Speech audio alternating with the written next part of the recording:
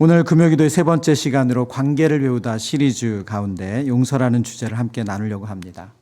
우리는 관계 속에서 살아갑니다. 가정에서, 교회 공동체 안에서, 직장에서, 친구들과 사이에서 우리가 기쁨을 누립니다. 근데 기쁨도 누리지만 또 때때로 상처도 경험하죠.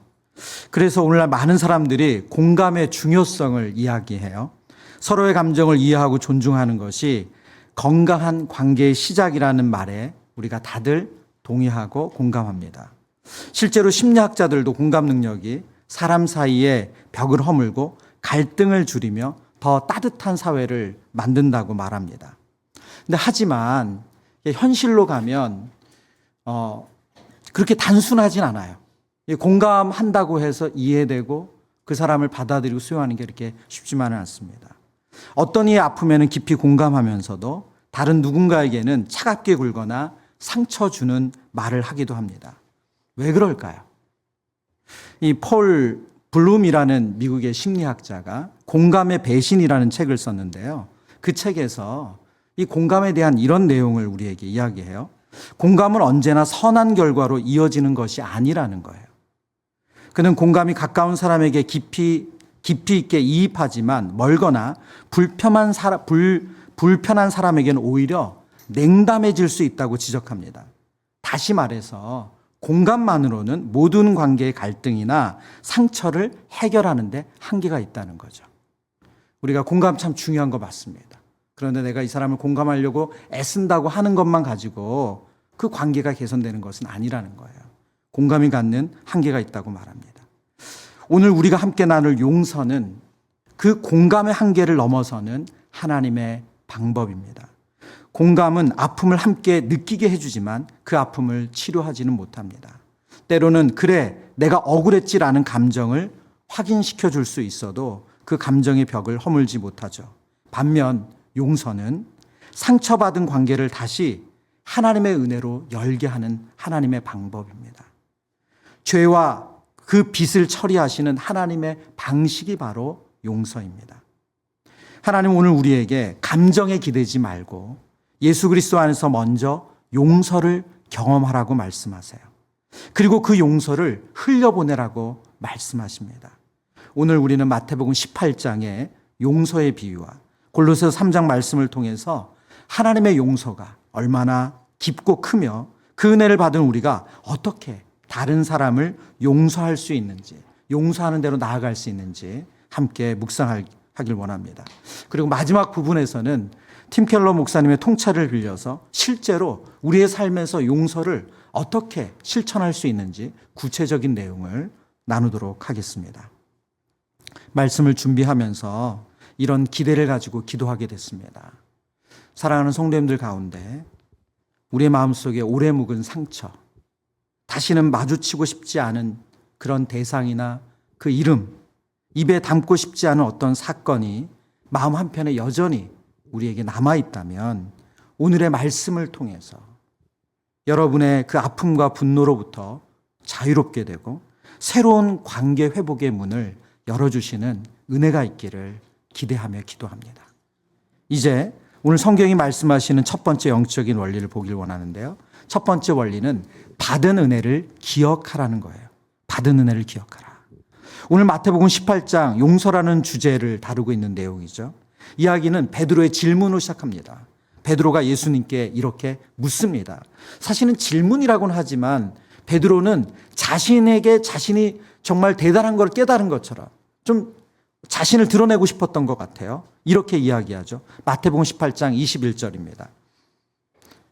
우리 같이 읽어볼까요? 그때 베드로가 나와 이르되 주여 형제가 내게 죄를 범하면 몇 번이나 용서하여 주리이까? 7번까지 하오리이까? 당시 유대 랍비들은 3번까지 용서하라고 가르쳤습니다. 그런데 2배가 넘게 7번, 당시 기준을 훨씬 넘는 숫자를 말한 거죠. 아마 앞서 말씀드린 그는 속으로 이렇게 생각했을 것 같아요. 주님, 저 되게 괜찮은 사람 아닙니까? 관대한 제자 아닙니까? 하지만 예수님의 그의 기대를 완전히 넘어서는 대답을 하시죠. 마태복음 18장 22절에 예수님의 핵심적인 내용이 무엇입니까? 7번뿐만 아니라 7번을 70번까지라도 할지니라. 너가 말할 7번이 최대가 아니라 그것을 70번. 지금 예수님이 말씀하신 것은 490번이라는 실제 숫자만큼 해라, 이렇게 말씀하신 것이 아니죠. 끝까지 용서해라, 제한 없이 해라, 지금 이 말씀을 하고 있습니다. 마치 예수님께서 베드로에게 이렇게 이야기하는 거죠. 베드로야, 용서는 카운트하는 거 아니야. 용서는 계산기 두드리는 거 아니야. 계산의 문제가 아니고 너의 마음의 상태야. 왜 그렇게 무한히 용서해야 합니까? 그 이유를 예수님은 비유를 통해서 이어서 설명하세요. 바로 용서받지 않은 종의 비유죠.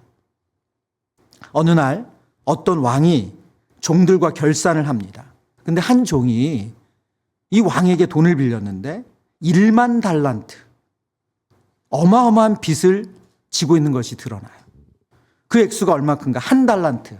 이 달란트는 금을 세는 단위거든요. 이 한 달란트는 약 6천 데나리온이에요. 한 데나리온은 하루 노동자 품삯입니다. 그러니까 6천일 동안 일해야 얻을 수 있는 그 돈이 한 달란트예요. 그런데 이 사람이 1만 달란트. 그러니까 6천만 데나리온은 빚을 진 거예요. 이 천문학적인 숫자죠. 네. 도저히 한 사람이 아무리 노동을 해도 갚을 수 없는 어마어마한 빚을 진 거예요. 지금 성경이 이 비유를 통해서 단순히 이 재정적인 부채에 대한 이 돈의 크기만을 이야기하는 것이 아니라 상징이죠. 우리가 하나님 앞에 진 죄의 무게가 얼마나 크고 심각한지를 이 1만 달란트라는 것을 통해서 말씀해 주는 겁니다. 우리는 절대로 우리의 스스로의 노력으로 우리의 죄의 값을 해결할 수 없다는 거예요. 죄의 빚은 우리의 선행이나 그리고 어떤 것으로도 갚을 수 없다, 그걸 말씀하는 거죠. 그런데 이 종이 그 1만 달란트가 빚이 있다는 것을 알고 갚으라는 왕의 명령에 앞에서 엎드리죠. 내게 참으소서, 다 갚으리이다. 그런데 놀랍게도 왕은 그를 불쌍히 여겼대요. 그를 불쌍히 여겼대요. 그리고 그 모든 빚을 어떻게 해줬습니까? 탕감해 줬어요. 할렐루야죠. 예, 여러분 빚이 없으신가 봐요. 이 어마어마한 빚이 탕감이 됐는데 할렐루야 아닙니까? 대출 연장만 돼도 할렐루야인데. 네. 여러분 얼마나 큰 복음이에요.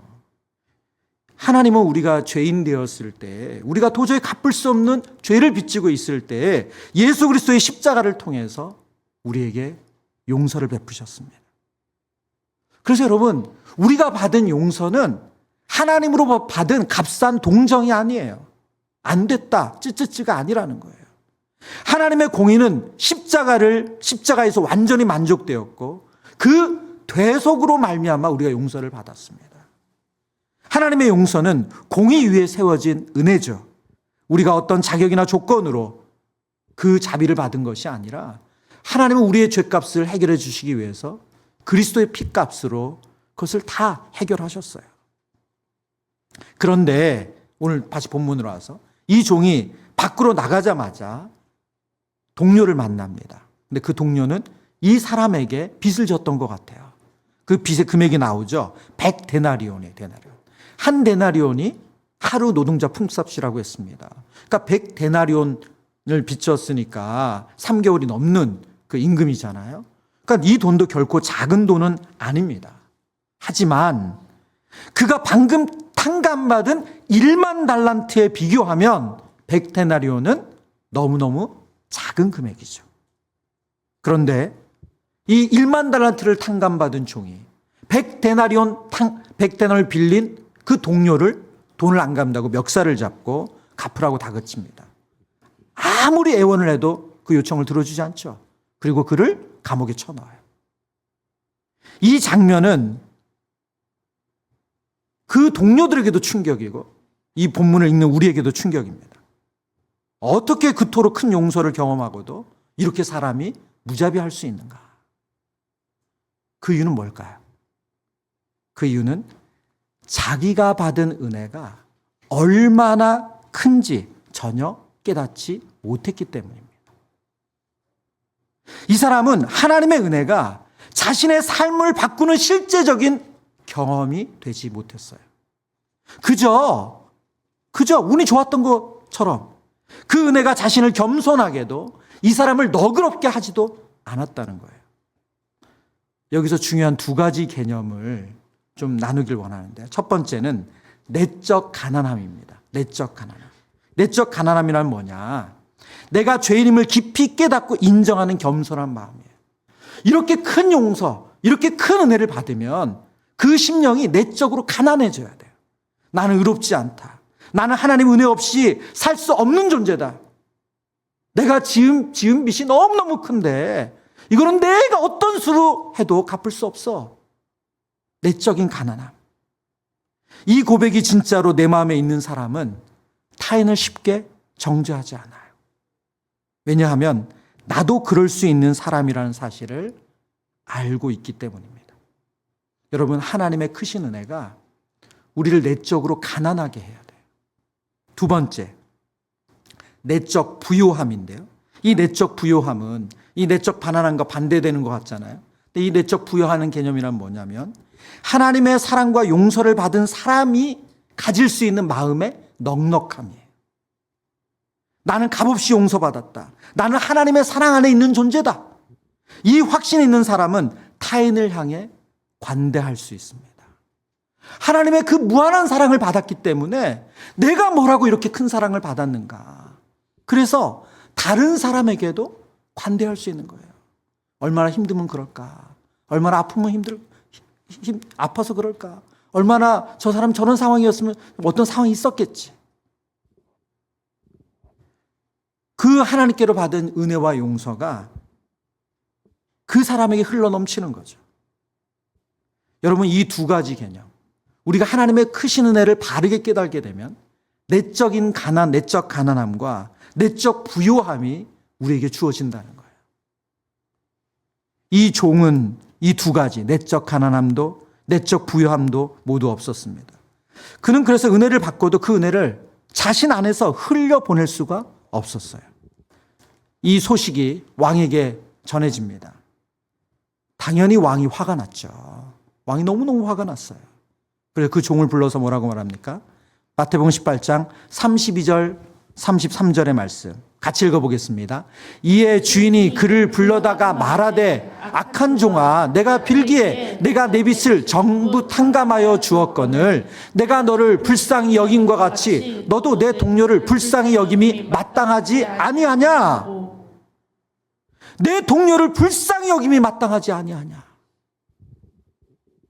네가 그렇게 큰 은혜를 받았다면, 큰 용서를 받았다면, 큰 사랑을 받았다면 하나님 앞에 가난한 마음과 그리고 하나님의 사랑 안에서 그 부유함으로 너가 그 동료를 불쌍히 여김이 마땅하지 아니하냐. 그리고 이 비유는 아주 무서운 말씀으로 끝나요. 35절입니다. 너희가 각각 마음으로부터 형제를 용서하지 아니하면 나의 하늘 아버지께서도 너희에게 이와 같이 하시리라. 이 말씀은 하나님이 변덕스러우시거나 복수하신다는 뜻이 아니에요. 오히려 이것은 우리가 받은 은혜의 원리를 거부할 때 생기는 영적인 단절을 보여줍니다. 우리가 하나님께 받은 용서를 흘려보내지 않고 있을 때 그 순간부터 우리는 하나님의 은혜로부터 멀어지게 된다는 거예요. 오늘 이 용서하지 않는 종의 비유를 통해서 성경 우리에게 뭐라고 말씀합니까? 하나님은 우리에게 베푸신 그 은혜를 기억하고 있느냐? 정말 그 은혜가 무엇인지 제대로 깨닫고 있느냐? 지금 그 말씀을 하고 있는 거예요. 진정으로 그 용서를 경험한 사람은 타인을 향해 용서하지 않을 수 없다는 겁니다. 용서하는 삶은 은혜 받은 사람의 증거입니다. 오늘 첫 번째 대지 제목 기억하세요? 받은 은혜를 기억하라. 우리 사랑하는 성도님들, 받은 은혜를 기억하시길 바랍니다. 우리는 하나님으로부터 1만 달란트에 비해 6천만 데나리온, 이게 산술적으로 계산이 안 되죠. 이 돈이 뭐 몇십조억이고 뭐 이거 계산해봐 아무 의미가 없습니다. 그 빚을 탕감받은 사람이 바로 우리들이라는 것을 잊지 않으시길 바랍니다. 둘째, 성경 우리에게 말씀합니다. 받은 대로 살아가라고 말씀하세요. 이제 우리 골로새서 3장의 말씀을 통해서 용서가 그리스도의 삶에 어떤 의미를 갖는지 더 깊이 있게 보기를 원합니다. 사도 바울은 골로새 교회 성도들에게 옛사람과 그 행위를 벗어버리고 창조주의 형상을 따라 지식에까지 새롭게 되라, 새 사람을 입으라, 그 말씀을 골로새서 3장에 말씀하고 있어요. 그리고 이제 우리가 읽었던 우리 12절, 13절 말씀을 보면 새 사람은 어떤 모습이어야 하는지를 구체적으로 이야기하시는데요. 먼저 12절 말씀 보겠습니다. 12절. 그러므로 너희는 하나님이 택하사 거룩하고 사랑받는 자처럼 긍휼과 자비와 겸손과 온유와 오래 참음을 옷 입고, 오늘 여기서 바울이 그리스도인이 입어야 할 성품의 옷, 새 사람의 옷이 있대요. 우리가 그리스도 안에서 새롭게 되었다면 우리가 입어야 되는, 반드시 입어야 되는 성품의 옷이 있대요. 그 옷을 나열하죠. 긍휼, 자비, 겸손, 온유, 오래 참음입니다. 모두 관계 속에서 필요한 덕목들이죠. 그리고 이어서 13절에 결정적으로 이렇게 말합니다. 13절 말씀 같이 읽겠습니다. 누가 누구에게 불만이 있거든 서로 용납하여 피차 용서하되 주께서 너희를 용서하신 것 같이 너희도 그리하고. 아멘. 사도 바울은 지금 다른 성품의 옷들과 용서를 나란히 두지 않았어요. 일부러 따로 떼내서 지금 모든 성품을 실제적으로 적용하기 위해서 용서가 중요하다는 것을 강조하고 있습니다. 왜냐하면 긍휼, 자비, 온유, 오래 참음은 결국 용서하지 않으면 나타날 수 없는 성품들이기 때문입니다. 특히 오늘 성경에 보면 불만이 있거든 이라는 표현은 교회 공동체 안에서 갈등과 상처가 존재한다는 사실을 전제로 하는 거죠. 바울은 현실 공동체 어려움을 너무나도 잘 알고 있습니다. 그래서 골로새 교회 성도들을 향해서 불만이 있거든 이라고 말하는 거예요. 성숙한 신앙인은 갈등이 없는 사람이 아니라 갈등 앞에서 어떻게 반응하는지를 아는 사람입니다. 여기서 주목해야 될 두 가지 동사가 있는데요. 오늘 바울이 이 동사를 통해서 용서에 대해 설명하세요. 첫 번째가 용납하라라는 동사고요. 두 번째가 용서하라는 동사입니다. 이 용납하다라는 이 헬라어는 상대의 약점이나 다름을 참고 견디고 받아들인다는 의미예요. 다시 한번 설명드릴게요. 용납하다는 뜻은 상대의 약점이나 다름을 참고 견디는 것, 받아들인다는 의미입니다. 다름을 틀림으로 보지 않고 하나님의 창조 질서 안에서 다양함으로 이해하려는 태도예요. 용납은 적극적인 공감의 태도이면서도 신앙 안에서 아주 절제적인 품격을 지닌 성품입니다. 이 용납이 선행되어야 용서가 가능한 토양이 마련됩니다. 우리가 일상에서 누군가의 작은 말투나 실수, 습관 하나하나를 계속 지적하고 짜증을 내기 시작하면 그 사람이 한 큰 잘못을 용서하는 것, 그것은 거의 일어날 수 없는 일이죠. 용납이 먼저 돼야 된다는 거예요. 그리고 이어서 성경은 뭐라고 설명합니까? 피차 용서하되라고 말해요. 이것은 은혜롭게 베푸는 용서를 뜻합니다. 이 용서라는 단어, 이 피차 용서라는 이 단어 안에 이 카리스라는 은혜라는 단어가 들어있어요. 그래서 용서는 내 안에서 생겨나는 감정이 아니라 은혜를 흘려보내는 영적인 결정이라는 거예요. 다시 한번 말씀드립니다. 용서는 내 안에서 생겨내는 감정이 아니라 은혜를 흘려보내는 영적인 결정입니다. 받은 은혜가 없이는 참된 용서도 일어나기 어렵습니다. 그렇다면 우리가 용서해야 하는 기준은 무엇입니까? 오늘 골로새 13장 말씀인데 다시 한번 볼까? 3장 13절. 우리 3장 13절. 우리 다시 한번 같이 보겠습니다. 누가 누구에게 불만이 있거든 서로 용납하여 피차 용서하되 주께서 너희를 용서하신 것 같이 너희도 그리하고. 우리가 용서하는 기준이 뭐라고요? 주께서 너희를 용서하신 것 같이. 그게 기준이에요. 이 짧은 한 문장이 용서의 이유이고 원천이고 기준이고 능력입니다. 그리스도께서 우리를 어떻게 용서하셨어요? 우리가 변화되고자 할 때입니까? 우리가 영적인 수준이 올라갈 때예요? 우리가 회개할 때입니까? 아니죠. 우리가 아직 죄인 되었을 때. 회개한 이유가 아니라 먼저 우리를 용서하셨어요. 값없이. 그리고 자신의 생명을 내어주는 희생으로 우리를 용서해 주셨습니다. 이것이 바로 우리에게 주신 용서의 모델이에요. 그래서 용서는 우리의 감정에서 출발할 수 없다는 거예요. 내 감정이 뜨거워져서 용서해야지 그게 아니라는 거예요. 용서는 예수 그리스도께서 우리에게 주신 그 은혜를 기억함으로 영적으로 결정하는 것입니다. 십자가를 기억하는 행위예요. 그래서 우리가 용서한다는 것은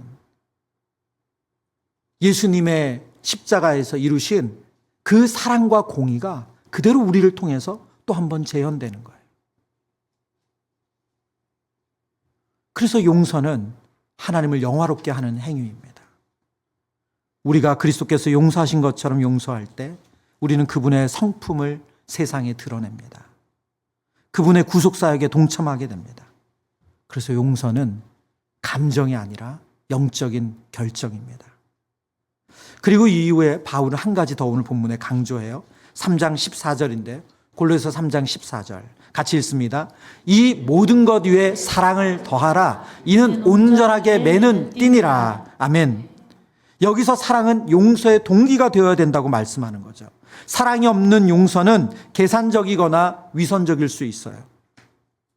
때로 우리는 관계가 깨지는 것이 불편해서 교회 내에서 갈등이 번질까 봐 두려워서 마지못해 용서하는 것처럼 보일 수 있습니다. 그런데 성경이 말하는 용서는 그런 것이 아니라 하나님이 나를 사랑하신 것처럼 나도 그를 사랑하기에 용서하는 것이라고 말씀합니다. 여러분 참 용서 어렵습니다. 어려워요. 그래서 우리 힘으로 할 수 있는 게 아니에요. 정말 하나님 주신 마음입니다. 하나님 주신 마음이에요. 그 사랑 안에서, 그 은혜 안에서 압도돼서 그 사랑이 우리를 용서하게끔 만드는 거예요. 여러분 그래서 저는 용서를 묵상하면서 용서 또한 믿음이다. 그 사람이 변화될 것에 대한 어떤 뭔가 그런 관점이 아니라 용서는 하나님 앞에 우리의 믿음의 표현이에요. 하나님 저를 이렇게 용서해 주신 걸 알기에 그 사람이 나에게 또 어떻게 하고 어떻게 반응할지를 떠나서 우리가 용서를 선택하는 거예요. 사랑하는 우리 성도님들 안에 사랑의 동기가 되어서 그 주님의 은혜를 깨달아 용서를 선택하시길 축원합니다. 세 번째, 오늘 이제 어떻게 이 용서를 구체적으로 우리의 삶에 적용할 수 있을까, 실천할 수 있을까 하는 것입니다. 우리 팀 켈러 목사님이 그냥 영어로는 forgive인데 우리나라 번역은 용서를 배우다로 번역이 됐어요. 그래서 이 책에 아주 실제적인 용서에 대한 실천적인 단계들을 하나하나 좀 너무나도 잘 설명해 두셔서 이 책의 내용을 따라서 마지막 챕터는 좀 설명을 하려고 합니다.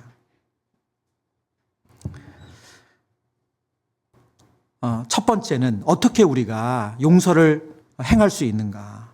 첫 번째는 죄를 죄로 인정하는 것이 먼저입니다. 죄를 죄로 인정한다. 이것은 무슨 말이냐면 용서는 그 사람의 잘못, 그 타인이나 어떤 사람에 대한 잘못을 축소하거나 무시하는 것이 아니라는 거예요. 진정한 용서는 먼저 그 잘못이 실제로 존재했고 나에게 상처를 주었음을 정직하게 직면하는 것이 필요합니다.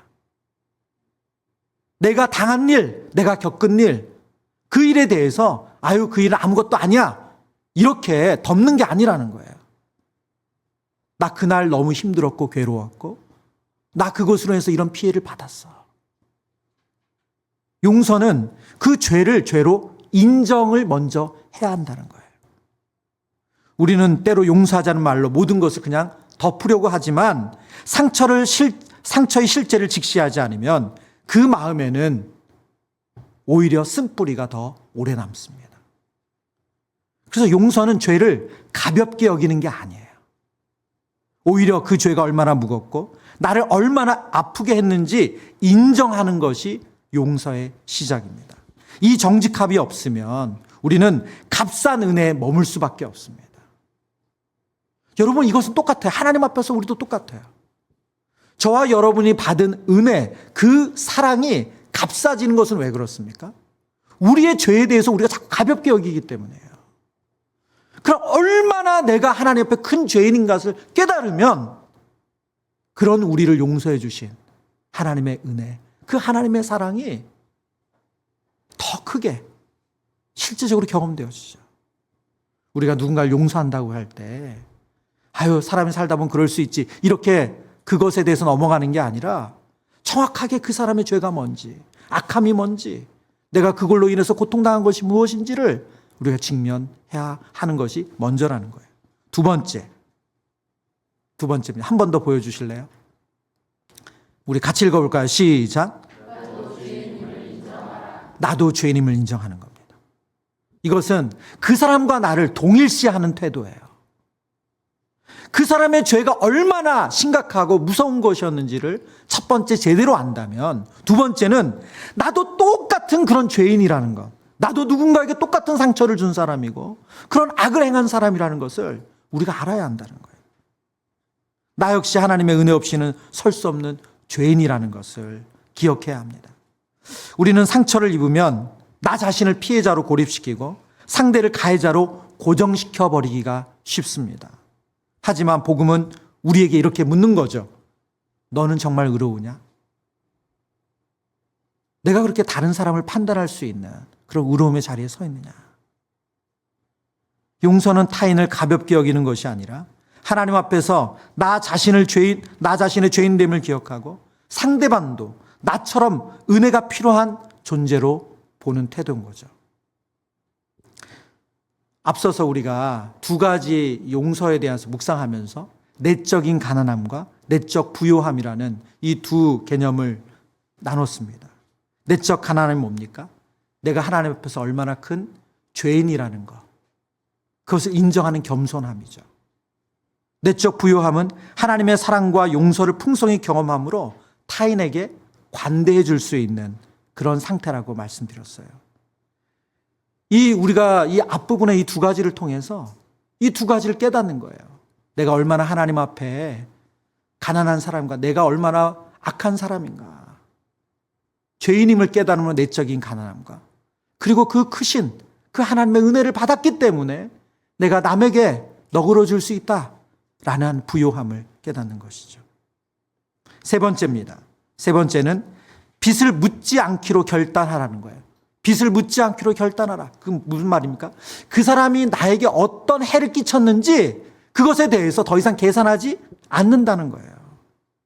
용서에는 언제나 대가가 따릅니다. 앞서 말씀드린 것처럼 하나님께서 우리를 용서하신 것은 대가 지불이 없었던 게 아니라 예수 그리스도를 내어주시는 대가 지불이 있었어요.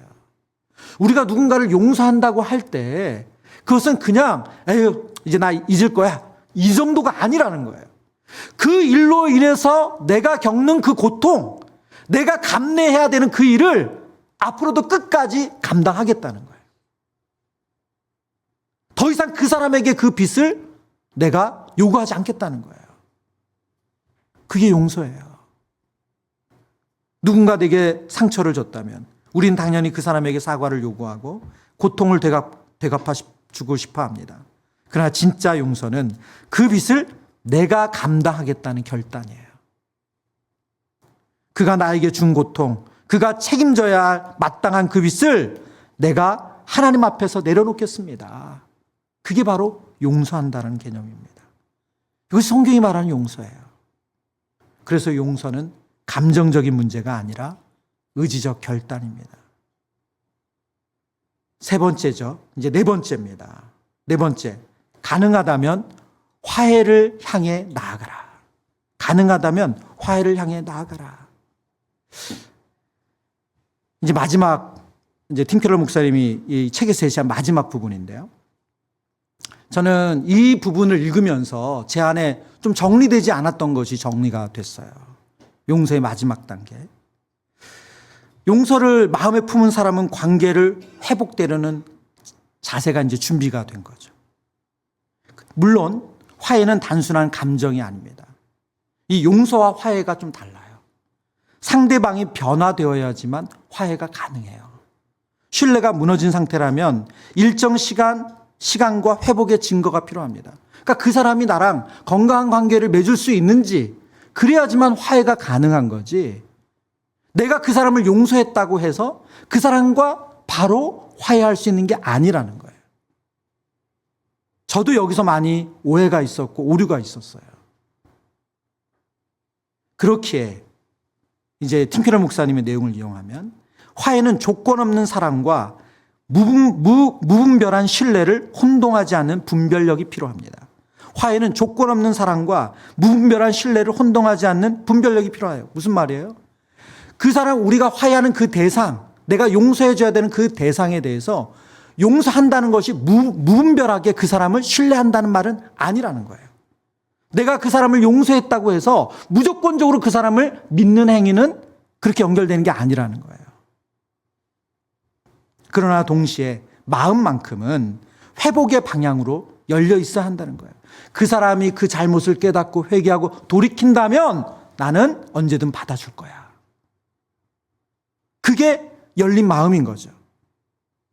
내가 마음으로 그 사람을 용서했어요. 그 사람이 나에게 회개하든 용서를 구하든 그렇지 않든 나는 그 사람을 용서했어요. 더 이상 그 사람에게 어떤 빚도 요구하지 않을 거예요.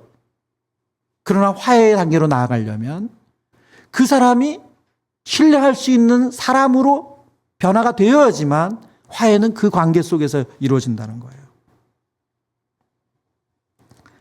팀케러 목사님 책에서 이런 설명을 해요. 나는 당신이 다시 내 삶에 들어오기를 바라진 않지만 회복을 바라는 마음의 문은 닫지 않겠습니다. 이것이 복음적 용서의 태도래요. 용서는 반드시 즉각적인 화해를 의미하지 않습니다. 하지만 용서하는 마음은 항상 하나님 주시는 평화, 회복을 향해 열린 길을 가지고 있어야 합니다. 왜 그렇습니까? 우리 주님이 우리에게 그렇게 말씀하시잖아요. 내가 너희를 용서한 것 같이 너희도 그렇게 하라 하시기 때문에. 저도 용서에 대한 메시지를 들으면서 제가 용서가 안 되는 사람에게 억지로 제가 용서를 결정하고 그리고 화해로 나아가려고 무리한 화해를 요구한 적이 있었어요. 근데 그 사람은 그렇게 생각하지 않아. 그래, 준비되지 않았어. 그렇게 되면 더 관계가 어그러지고 또 힘들어지죠. 여기서 정말 저희가 분별력이 필요한 것 같아요. 그래서 그 사람이 어떤 반응을 보이든 어떤 태도를 보이든 그러나 우리가 하나님 앞에 영적으로 결단한 용서는 바뀌지 않아야죠. 그래서 용서와 화해를 잘 구분하셔야 한다는 거예요. 그러나 우리가 용서를 받은 사람으로서 우리는 용서하는 결정을 하고 그 사람이 정말로 그 사람이 화해하기를 원한다면 언제든 마음을 열고 있어야 하는 것이 마지막 단계입니다. 이제 말씀을 정리합니다.